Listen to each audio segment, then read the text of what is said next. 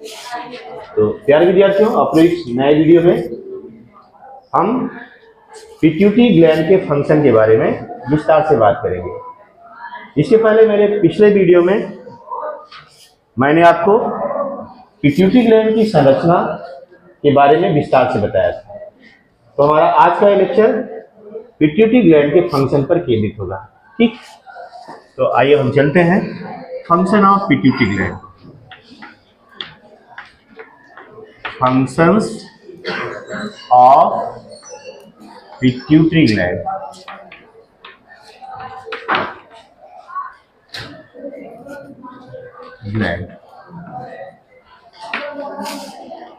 Pituitary gland के कार्य।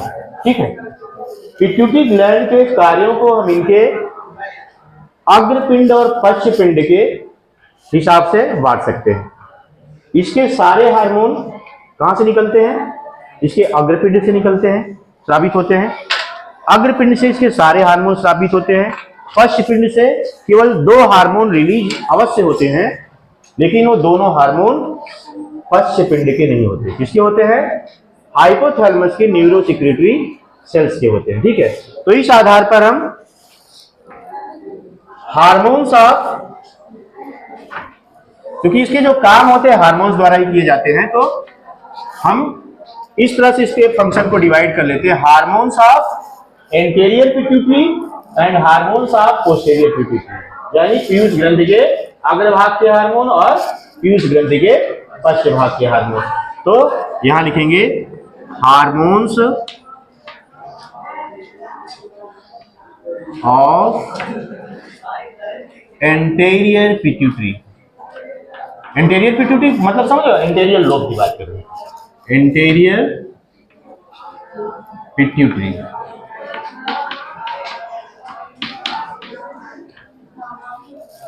और दूसरा है क्या होगा? Hormones of posterior pituitary. Hormones of posterior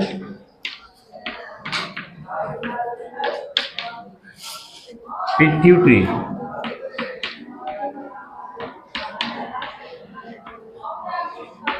तो इस तरह से पिट्यूटरी ग्लैंड के सारे कार्य इसके दोनों पिंडों के कार्यों पर निर्भर करते हैं। और इनके दोनों पिंडों के कार्य किस पर निर्भर करते हैं? इनके द्वारा रिलीज होने वाले हार्मोन पर। ठीक है, तो हार्मोन क्या होते हैं? केमिकल होते हैं ना, जो स्लोली मूव करते हैं और टारगेट टिश्यू तक पहुंच करके उनके सेल मेटाबॉलिज्म और फंक्शन को प्रभावित करते हैं, यानी उनके ना जो उनके द्वारा जो कार्य संपादित होते हैं उनको प्रभावित करते हैं। तो अब देखिए, एंटीरियर पिट्यूटरी से रिलीज होने वाले हार्मोन। अब हार्मोन कहां से रिलीज होंगे? इनके लिए कुछ स्पेसिफिक सेल्स होती है, उन्हीं सेल से हार्मोन रिलीज होंगे। ठीक है, तो इसके लिए पिट्यूटरी ग्लैंड के अग्रपिंड यानी एंटीरियर लोब के पास क्या होता है? 6 प्रकार की ग्रंथियां होती हैं। कितने प्रकार की ग्रंथियां होती हैं? 6 प्रकार की। पहली ग्रंथि मतलब 6 प्रकार की कोशिकाएं होती हैं। कोशिका या कहिए ग्रंथि भी, जैसे कोशिका भी ग्रंथि हो सकती है। तो 6 प्रकार की कोशिकाएं क्या है? पहला है सोमैटोट्रॉप्स। सोमैटोट्रॉप्स पहली कोशिका का नाम है सोमैटोट्रॉप्स। ये सोमैटोट्रॉपिक हार्मोन निकालती है, यानी वृद्धि हार्मोन। दूसरा है थायरोट्रॉप्स। थायरोट्रॉप्स हैं, ये थायरोट्रॉपिक हार्मोन या थायराइड स्टिमुलेटिंग हार्मोन निकालती है, स्रावित करती है। तीसरा है कार्टिकोट्रॉप्स।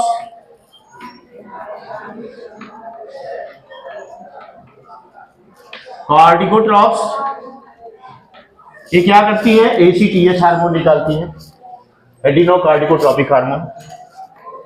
इसके बाद है गोनैडोट्रॉप, जो गोनैडोट्रॉपिक हार्मोन निकालती है। गोनैडोट्रॉप्स।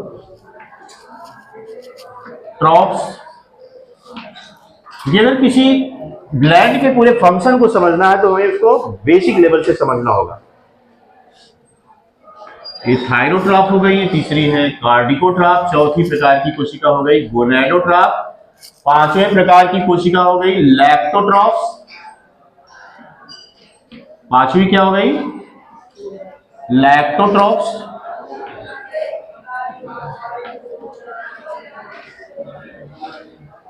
और इसके बाद छठे प्रकार की कोशिका हो गई मेलानोट्रॉप्स। ठीक है, मेलानोट्रॉप्स।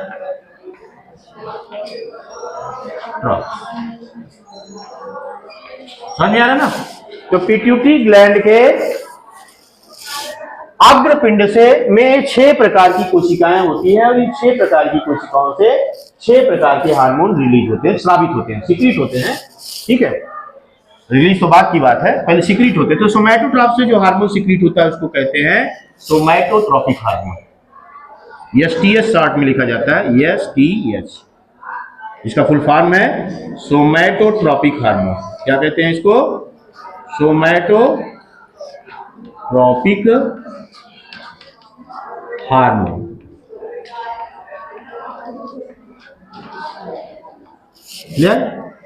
इसके बाद जो थायरोट्रॉप्स हैं, यहां से थायरोट्रॉपिक या थायराइड स्टिमुलेटिंग हार्मोन इसको रिलीज होता है। इससे जो हार्मोन निकलता है उसका नाम है थायरोट्रॉपिक हार्मोन, थायरोट्रॉपिक हार्मोन, या इसी को थायराइड स्टिमुलेटिंग हार्मोन भी कहा जाता है, या इसी को किस नाम से जाना जाता है, थायराइड स्टिमुलेटिंग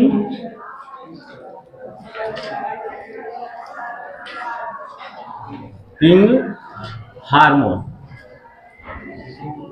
ठीक है, यानी थायराइड को स्टिमुलेट करने वाला हार्मोन, जिसको शॉर्ट में TSH लिखते हैं। क्या लिखते हैं, TSH।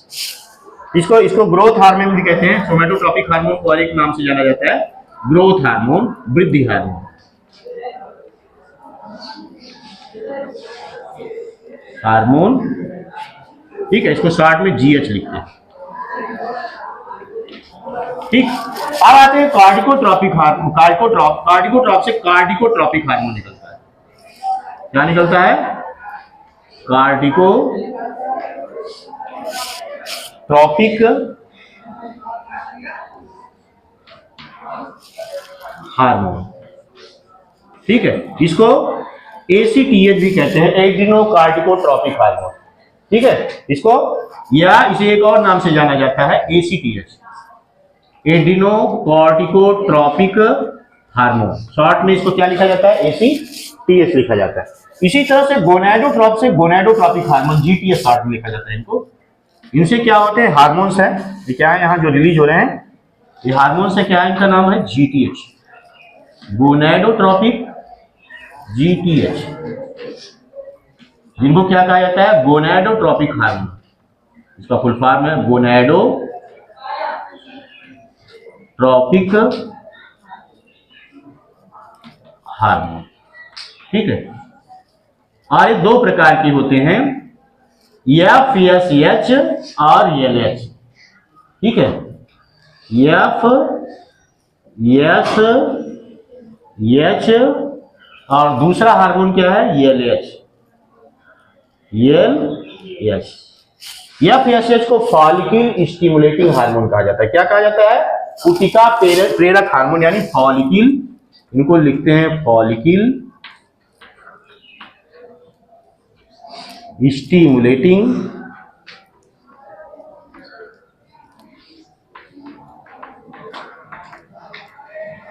हार्मोन। ठीक है, और LH को क्या, ल्यूटिनाइजिंग हार्मोन, LUTINIZING हार्मोन। ठीक है, ल्यूटिनाइजिंग हार्मोन। इसी तरह से लैक्टोट्रॉप से क्या स्रावित होता है, प्रोलैक्टिन हार्मोन। उस हार्मोन का नाम क्या है, प्रोलैक्टिन हार्मोन, प्रोलैक्टिन। ठीक है, और मेलानोट्रॉप से मेलानोसाइट स्टिमुलेटिंग हार्मोन, यानी MSH।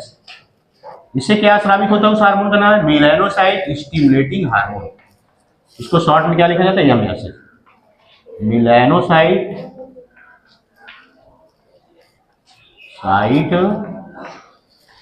स्टिमुलेटिंग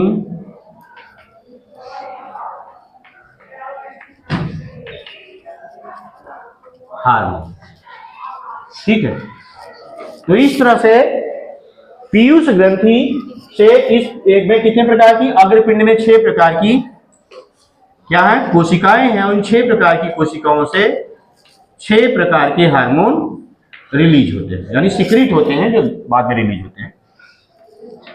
ये हार्मोन्स हैं इनके।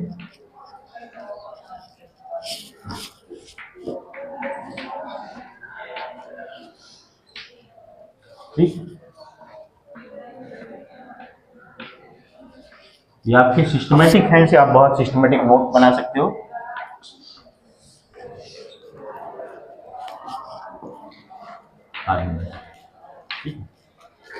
इस तरह से पीयूष ग्रंथि के अग्रपिंड में 6 प्रकार की कोशिकाएं होती हैं और इन 6 प्रकार की कोशिकाओं से 6 प्रकार के हार्मोन निकलते हैं। अब इनमें पहला हार्मोन है, पहली कोशिका है सोमैटोट्रॉफ। सोमैटोट्रॉफ जो कोशिकाएं होती हैं, इनसे जो हार्मोन रिलीज होता है उसका नाम है एसटीएच, सोमैटोट्रोपिक हार्मोन, या इसे वृद्धि हार्मोन, ग्रोथ हार्मोन भी कहा जाता है। ठीक है, ये सोमैटोट्रोपिक हार्मोन यानी वृद्धि हार्मोन जो है, ये शरीर के वृद्धि और विकास को प्रेरित करता है। समझ लो ना, हमारे शरीर के वृद्धि और विकास को प्रेरित करने वाला हार्मोन है। अगर बाल्यकाल में इसकी कमी हो जाए तो व्यक्ति बौना रह जाता है। ठीक है, उसकी लंबाई नहीं बढ़ पाती। और यदि बाल्यकाल में इसका अतिश्रावण हो जाए, ठीक है, तो क्या हो जाता है, व्यक्ति बहुत बड़ा, मतलब भीमकाय हो जाता है, बहुत लंबा हो जाता है। ऐसे लोग 7 फीट तक लंबे हो जाते हैं। ठीक है, 7-8 फीट तक लंबे हो जाते हैं। तो पिट्यूटरी ग्लैंड का अतिश्रावण अगर बाल्यकाल में हो रहा है तो व्यक्ति की लंबाई अप्रत्याशित रूप से बढ़ जाएगी, और यदि अल्प श्रावण हो रहा है तो लंबाई अप्रत्याशित रूप से कम हो जाएगी, यानी व्यक्ति बौना रह जाएगा, छोटा रह जाएगा। ठीक है, इसके अलावा अगर बाल्यकाल के बाद प्रौढ़ावस्था में, जैसे इस उम्र में, हम लोगों की उम्र में अगर इसका अल्प श्रावण होता है तो व्यक्ति को साइमंड का रोग हो जाता है। ठीक है, जिसमें मांसपेशियां क्षीण होने लगती हैं।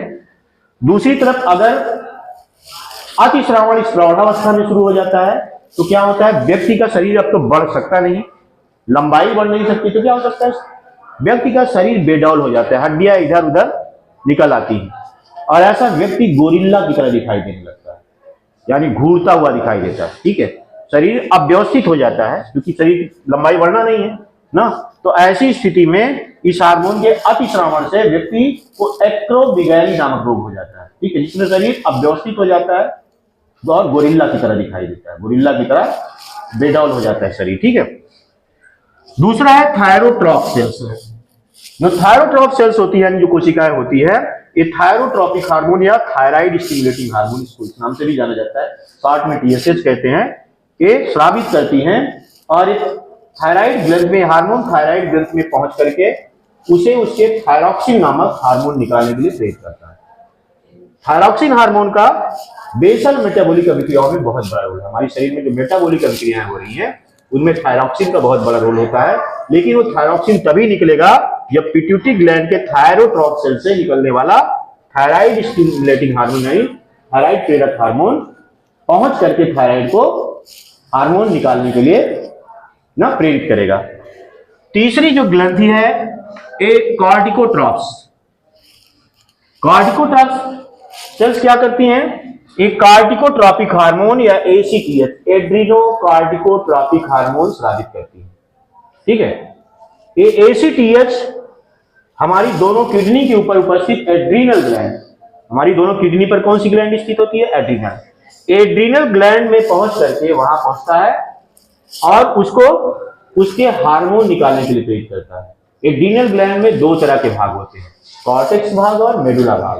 कॉर्टेक्स भाग से 3 हार्मोन निकलते हैं, मिनरलोकार्टिकॉइड, ग्लूकोकार्टिकॉइड और सेक्स हार्मोन। ठीक है, और मेडुला भाग से इमरजेंसी हार्मोन निकलते हैं। ठीक है, जिसका विस्तार से हम बर्डन जो है विस्तार से आपको उस चैप्टर में जब हम एड्रीनल ग्लैंड पढ़ाएंगे तब विस्तार से इसकी व्याख्या करेंगे। ठीक है, अभी बस इतना ही आप जान लीजिए कि इसके जो हार्मोन होते हैं, जिसको कार्टिकोट्रॉपिक हार्मोन या एसीटीएच कहा जाता है, एड्रीनो कार्टिकोट्रॉपिक हार्मोन, एड्रीनल ग्लैंड में पहुंच करके उसके हार्मोन को निकालने के लिए प्रेरित करते हैं। उसके पास जो जो कार्टिकॉइड हार्मोन है उनको रिलीज करने के लिए क्या करते हैं, प्रेरित करते हैं। ठीक है, और तभी वहां से वो हार्मोन निकलते हैं। अब इसके बाद है गोनैडोट्रॉपिक हार्मोन।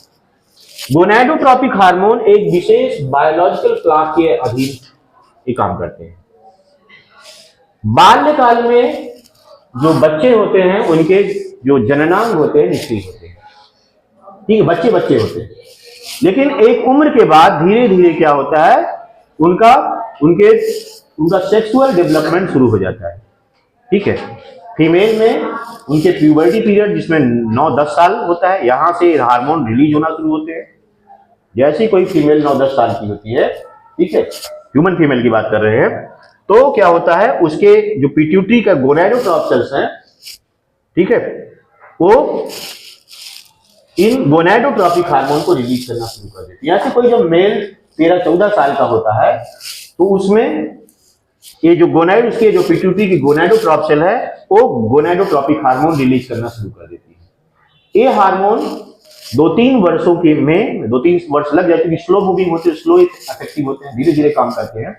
तो 2-3 वर्षों में फीमेल को, यानी 13-14 साल तक पहुंचते पहुंचते फीमेल को 9-10 साल से शुरू हुआ था, पूर्ण फीमेल बना देते हैं, ठीक है। उनका सेक्सुअल डेवलपमेंट कर देते हैं, सेक्सुअल ऑर्गन का डेवलपमेंट हो जाता है, सेकेंडरी सेक्सुअल कैरेक्टर डेवलप हो जाता है, आवाज पतली हो जाती है फीमेल में, मेमोरी ग्लैंड का डेवलपमेंट हो जाता है ना, प्यूबिक हेयर्स डेवलप हो जाते हैं, और साथ ही साथ फीमेल में मेंस्ट्रुअल साइकिल स्टार्ट हो जाता है, ठीक है, जो कि उसके यौवनारंभ की निशानी होता है। इसके बाद यही हार्मोन मेल में क्या काम करते हैं, उनके सेक्सुअल ऑर्गन का डेवलपमेंट करने के साथ ही साथ उनके सेकेंडरी सेक्सुअल कैरेक्टर को भी डेवलप करते हैं, दाढ़ी मूंछ आना कुछ ना, और आवाज का मोटा होना ना, ये सब मेल के सेकेंडरी सेक्सुअल कैरेक्टर्स हैं। तो इस तरह से सेकेंडरी सेक्सुअल कैरेक्टर वह कैरेक्टर है जिसको देख करके आप बाहर से देख करके विभेद कर सकते हैं कि कोई मेल है या फीमेल है, ठीक है। तो इस तरह से ये दो हार्मोन होते हैं, एफ फॉलिकल स्टिमुलेटिंग हार्मोन और ल्यूटिनाइजिंग हार्मोन। ये जो एफ होता है, फॉलिकल स्टिमुलेटिंग हार्मोन, फीमेल में oogenesis को प्रेरित करता है, उनके अंडाशय में अंड जनन की क्रिया को प्रेरित करता है, जिसके फलस्वरूप क्या होता है, उनमें मेंस्ट्रुअल साइकिल स्टार्ट हो जाता है, ठीक है। इसके विपरीत जो यही हार्मोन मेल में क्या करता है, स्पर्मेटोजेनेसिस, टेस्टिस में क्या करता है, स्पर्मेटोजेनेसिस को प्रेरित करता है, जिसके फलस्वरूप क्या होता है, उनमें स्पर्मेटोजेनेसिस यानी शुक्र जनन की क्रिया आरंभ हो जाती है और शुक्राणुओं का निर्माण होने लगता है, ठीक है। इस हार्मोन के प्रभाव से, मतलब फीमेल में जहां अंड जनन की क्रिया को प्रेरित कर रहा है, वहीं मेल में क्या है, शुक्र जनन की क्रिया को प्रेरित कर रहा है हार्मोन। इसके अलावा ये हार्मोन जो लुटिनाइजिंग हार्मोन है, ये क्या करता है, जो ओवम, फीमेल में जो ओवम बन रहे हैं उनके मैच्योरेशन को प्रेरित करता है, समझ रहे ना। यानी मेंस्ट्रुअल साइकिल के 14 डे क्या होता है, जब अंडाणु रिलीज होने वाला होता है तो मेच्योर अंडाणु होता है, ठीक है, और उसको मेच्योर करने में इस लुटिनाइजिंग हार्मोन का बहुत बड़ा रोल है। अभी आपको प्रजनन तंत्र पढ़ाना है, वो अगले साल पढ़ाएंगे, तो लेकिन चूंकि पिट्यूटरी है, पिट्यूटरी का रोल है, वहां इसका करना पड़ेगा, तो इसको बता दे रहे हैं अभी से। तो जो लुटिनाइजिंग हार्मोन है, फीमेल में अंडाणु के परिपक्वता के लिए जरूरी होता है और मेल में भी स्पर्म के मैच्योरेशन के लिए जरूरी होता है, ठीक है। तो इस तरह से ये पूरी तरह से जो गोनाडोट्रोपिक हार्मोन है, ये गोनाड के वृद्धि विकास, प्यूबर्टी पीरियड आते आते मेल फीमेल दोनों में गोनाड यानी सेक्सुअल ऑर्गन का डेवलपमेंट और उनमें सेकेंडरी सेक्सुअल कैरेक्टर को प्रेरित करने लगते हैं, ठीक है। ये इन हार्मोनों का सिक्रीशन मेल्स में तो लाइफ लॉन्ग जारी रहता है, ठीक है। तीव्रता इसकी कम होती जाती है, जैसे जैसे उम्र बढ़ती जाती है हार्मोन कम मात्रा में रिलीज होते हैं, इसकी क्षमता लोगों की घटती जाती है, ओल्ड होने लगते हैं, जैसे जैसे उम्र बढ़ने लगती है इन हार्मोन का प्रभाव भी धीरे धीरे कम होने लगता है। यंग एज में जो 20-22 साल में है ज्यादा रहेगा, फिर जैसे जैसे उम्र बढ़ेगी कम होता जाएगा। लेकिन मेल में ये हार्मोन बनते रहते हैं, जबकि फीमेल में 45 से 50 साल के बीच में क्या होता है, उनका जीनोपाल हो जाता है, जिसको रजोनिवृत्ति कहा जाता है हिंदी में। और ये क्या होता है, फिर यही इन हार्मोन के प्रभाव से क्या होता है, उनमें मेंस्ट्रुअल साइकिल स्टॉप हो जाता है और उसके बाद फिर वो मां नहीं बन सकती, ठीक है। तो ये चीजें होता है। अब गोनाडोट्रॉप से इनके हार्मोन के बारे में डिटेल में आपको बता दिया। इसके बाद है लैक्टोट्रॉप्स। लैक्टोट्रॉप से एक हार्मोन निकलता है प्रोलैक्टिन, ठीक है। ये प्रोलैक्टिन हार्मोन प्रेगनेंसी पीरियड के दौरान जब मां गर्भवती होती है तो उसके मेमोरी ग्लैंड में मिल्क प्रोडक्शन को प्रेरित करते हैं, मेमोरी ग्लैंड का पूरी तरह से डेवलपमेंट करता है, उसमें दुग्ध निर्माण की क्रिया को ये शुरू कर देता है, ठीक है। और चाइल्ड बर्थ के बाद जो मदर चाइल्ड बॉन्ड होता है, माँ अपने बच्चे से जो बहुत लगाव और प्यार रखती है, उसके पीछे भी प्रोलैक्टिन लेवल जिम्मेदार होता है। यही प्रोलैक्टिन हार्मोन माँ और बच्चे के बीच प्यार को बढ़ा देता है। और ऐसा देखा गया है, अध्ययन किया गया है जानवरों में, कि जिन जानवरों ने अपने बच्चों को छोड़ दिया उनमें प्रोलैक्टिन का लेवल डाउन हो गया था, ठीक है। जैसे कभी कभी बाघिन जो होती है अपने बच्चे को छोड़ देती, शेरनी अपने बच्चे को छोड़ देती, ऐसे ही बच्चों को लोग पाल लेते हैं जो वहाँ केयर टेकर होते हैं, ठीक है। और वही शेर बाद में देखिए, आपने देखा होगा कि अटैक नहीं करते उनसे, क्योंकि इंसान के बीच पलते हैं, तो इंसान के बीच पलने के कारण जंगलीपन का खत्म हो जाता, जंगली नहीं रह जाते ना। तो ऐसे लायन आपको मिलते हैं जो बड़े बड़े उसमें दिखाया जाता है, आप यूट्यूब पे वीडियो देखते होंगे, तो जानवर से पाले हुए शेर होते हैं जिनकी माताओं ने इनको छोड़ दिया होता है, ठीक है। तो प्रोलैक्टिन लेवल अगर डाउन हो जाए तो बच्चे के प्रति माँ का लगाव क्या हो जाता है, समाप्त हो जाता है, ठीक है, कम हो जाता है। अब इस तरह से तो प्रोलैक्टिन का रोल था। इसके बाद मेलानोट्रॉप जो सेल हैं, एक हार्मोन निकालती है MSH, melanocyte stimulating hormone. Melanocyte क्या होती है? मेलानोसाइट हमारी त्वचा में पाई जाने वाली कोशिकाएं, ये क्या करती है? मेलानिन स्रावित करती है। मेलानिन के कारण ही कोई गोरा होता है, कोई काला होता है, कोई सांवला होता है, यानी हमारी जो स्किन का कलर होता है वो मेलानिन निर्धारित करता है, ठीक है। और मेलानिन का स्राव कौन करती है? मेलानोसाइट सेल्स करती है। तो ये हार्मोन जो मेलानोट्रॉप सेल से निकल रहा है, जिसका नाम है MSH, मेलानोसाइट स्टिमुलेटिंग हार्मोन, ये मेलानोसाइट सेल्स में पहुंच करके हमारी त्वचा की उनको मेलानिन के सिक्रीशन के लिए प्रेरित करता है, ठीक है, समझ लो ना। तो ये हार्मोन जो है पिट्यूटरी की अग्रपिंड के हार्मोन है। और इसमें भी देखा जाए तो पिट्यूटरी ग्लैंड के जो हार्मोन है दो प्रकार के हैं। एक तो इंडोक्राइन टारगेट, जिनके टारगेट पर इंडोक्राइन ग्लैंड, जो सीधे सीधे इंडोक्राइन ग्लैंड को टारगेट कर रहे हैं, जिसमें थायरोट्रॉप्स, कॉर्टिकोट्रॉप्स और गोनेडोट्रॉप, ये तीनों इंडोक्राइन ग्लैंड है हमारी ना। और ये तीनों हार्मोन क्या है? इंडोक्राइन टारगेट है। इंडोक्राइन टारगेट यानी इंडोक्राइन वह हार्मोन जो इंडोक्राइन ग्लैंड को ही टारगेट करते हैं, इंडोक्राइन टारगेट। तो इस तरह से पिट्यूटरी ग्लैंड के जो हार्मोन, इनके दो टारगेट टिश्यू हो सकते हैं। एक तो इंडोक्राइन ग्लैंड स्वयं हो सकती हैं, जैसे थायराइड ग्लैंड ना, एड्रीनल ग्लैंड, और हमारे जननांग ओवरी और टेस्टिस, ठीक है। ठीक है, ये अपने आप में क्या है? इंडोक्राइन ग्लैंड है। और इनके टारगेट क्या है? पिट्यूटरी ग्लैंड के यही ग्लैंड ही है। तो पिट्यूटरी ग्लैंड के जिन हार्मोन की टारगेट इंडोक्राइन ग्लैंड होती हैं, ऐसे हार्मोन को इंडोक्राइन टारगेट कहा जाता है, टारगेट करने वाले हार्मोन। यानी पिट्यूटरी ग्लैंड के टारगेट पर एक तरफ इंडोक्राइन ग्लैंड होती है और दूसरी तरफ सामान्य ग्रंथियां, जैसे लैक्टोट्रॉप्स से जो प्रोलैक्टिन निकल रहा है, मेलानोट्रॉप से जो मेलानोसाइट स्टिमुलेटिंग हार्मोन निकल रहा है, और सोमैटोट्रॉप से जो सोमैटोट्रॉपिक हार्मोन निकल रहा है, ग्रोथ हार्मोन। इन तीनों का टारगेट टिश्यू कौन है? सामान्य कोशिकाएं हैं ना, सामान्य ग्रंथियां हैं, कह सकते हैं सामान्य कोशिकाएं हैं। जबकि बाकी तीन का थायरोट्रॉप, कार्डिकोट्रॉप और गोनाडोट्रॉप से निकलने वाला जो हार्मोन है, उनके टारगेट कौन है? स्वयं इंडोक्राइन ग्लैंड, ठीक है। इस तरह से पिट्यूटरी ग्लैंड के दो टारगेट सेल्स हो सकती हैं, एक तरफ इंडोक्राइन सेल्स और दूसरी तरफ नॉर्मल सेल्स, ठीक है। तो इस तरह से endocrine targets and non endocrine targets हम कर सकते हैं इस तरह से, यानी वह टारगेट जो इंडोक्राइन ग्लैंड है और वह टारगेट जो इंडोक्राइन ग्लैंड नहीं है। तो जो इंडोक्राइन ग्लैंड कौन नहीं है? सोमैटोट्रॉपिक हार्मोन जो निकल रहा है ना, सोमैटोट्रॉपिक हार्मोन की जो टारगेट है नॉर्मल ग्लैंड है। इसी तरह से लैक्टोट्रॉप से प्रोलैक्टिन जो निकल रहा है, उसका टारगेट भी नॉर्मल ग्लैंड यानी मेमोरी ग्लैंड है। मेलानोसाइट स्टिमुलेटिंग हार्मोन जो निकल रहा है यहाँ से मेलानोट्रॉप से, वो क्या है? उसका भी नॉर्मल हमारी मेलानोसाइट सेल्स ना। तो इस तरह से पिट्यूटरी ग्लैंड के जो टारगेट इश्यूज है वो दो तरह के हैं, एक तरफ इंडोक्राइन टारगेट और दूसरी तरफ नॉन इंडोक्राइन टारगेट। समझ में आया ना? ये पिट्यूटरी ग्लैंड के हार्मोन के अग्रपिंड के ये हार्मोन है। और आपको कहना हो कि पिट्यूटरी ग्लैंड से जो हार्मोन निकलते हैं, कहां से निकलते हैं? तो सारे हार्मोन के अग्रपिंड से निकलते हैं, यानी स्रावित भी होते हैं और निकलते भी हैं। लेकिन फर्स्ट पिंड से दो हार्मोन निकलते जरूर हैं, लेकिन वो वहां स्रावित नहीं होते। वो स्रावित होते हैं हाइपोथैलेमस की न्यूरोसेक्रेटरी सेल में, और वहां से आकर के केवल वहां उड़ेल दिए जाते हैं और वहीं से निकलते भी दिखाई देते हैं, ठीक है। तो जिसकी चर्चा हम इसमें करते हैं आगे। इसका पिट्यूटरी ग्लैंड, इसको मिटा दें, नोट करोगे? नोट कर लो, तो मिटाते हैं।